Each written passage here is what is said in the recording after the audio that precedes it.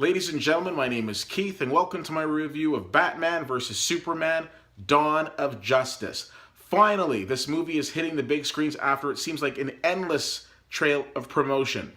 Now, this is very interesting because this movie comes to you with so much whining attached to it. When I say whining, I mean, can Ben Affleck be Batman? And there was this whole thing about, oh, why did they cast Ben Affleck? And everyone was all excited and up in arms about it. Then there was the question of, can DC actually get back on track and compete with Marvel? It was a question I myself was asking going into this. And finally, can Zack Snyder make an enjoyable movie? Because people were very mixed when it came to Watchmen. People were very mixed when it came to Man of Steel. Will this finally be a movie that people are going to enjoy that is made by Zack Snyder? And the answer to those questions are yes, yes, and we will see. So this movie starts off pretty much in the same parallel universe, as Man of Steel. Now, during the end of Man of Steel, of course, there was the huge fight between General Zod and Superman, and of course, Metropolis is being blown up, and like buildings are being, smushed, and it's a whole big mess. Well, when things are getting smushed, there's going to be some collateral damage, and some of that collateral damage were people who were in the lives of Bruce Wayne. So, of course, Bruce Wayne looks at Superman as this guy who's coming from the heavens who can pretty much destroy the planet. And Superman's looking at Batman, as, here's this vigilante who's kind of like getting in the way and I don't really like him. So, of course, these two are on a collision course with each other.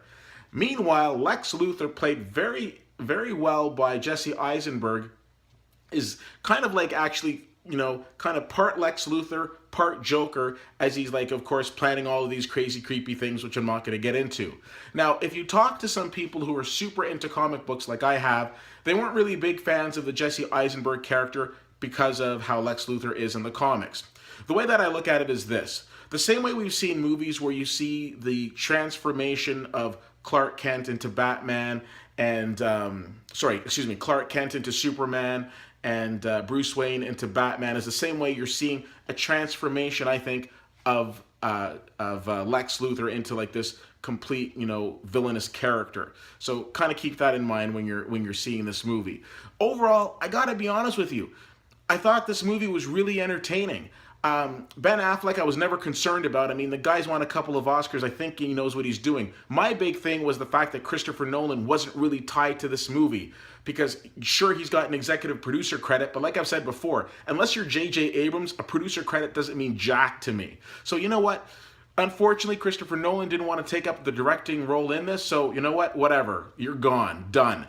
Let's talk about Zack Snyder. I got to give credit where credit is due. I didn't really care for Man of Steel. I thought it was an okay movie. I think this movie was better.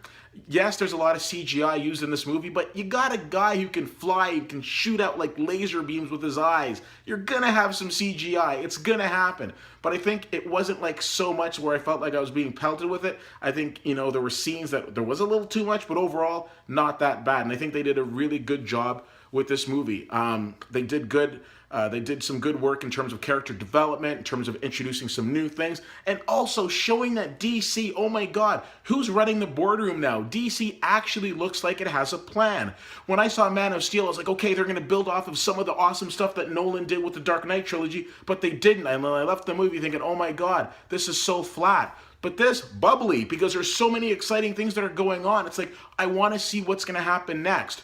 Of course, we've got the introduction of Wonder Woman in this movie as well. Again, if you've seen the trailer, you know that, and that probably had the biggest round of applause in this film. Just the fact that everyone's excited that Wonder Woman is finally going to be making an appearance on the big screen. Put your hand up if you're excited about that. Ladies and gentlemen, very entertaining movie. With these types of comic book movies, you're always going to get people that are going to like either really enjoy it or people are going to really despise it and they're going to nitpick on it.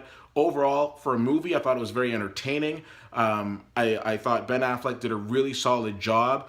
David Goyer, the same person who wrote Man of Steel, wrote the Dark Knight trilogy, is back co-writing this movie, and I think he did a great job with the script, and I'm excited to see what DC's got coming out. I will save you 5 to 10 minutes of your life and tell you there is nothing at the end of the movie, so don't bother staying through the credits.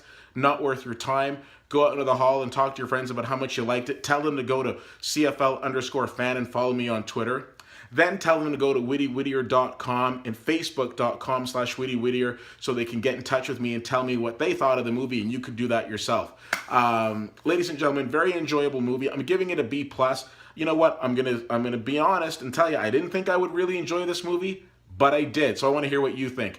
And I just told you how. CFL_fan on Twitter, Facebook.com/WittyWhittier, and WittyWhittier.com. I appreciate you taking the time to check this movie out. Let me know what you think. And as always, my name is Keith, and I'll see you at the movies.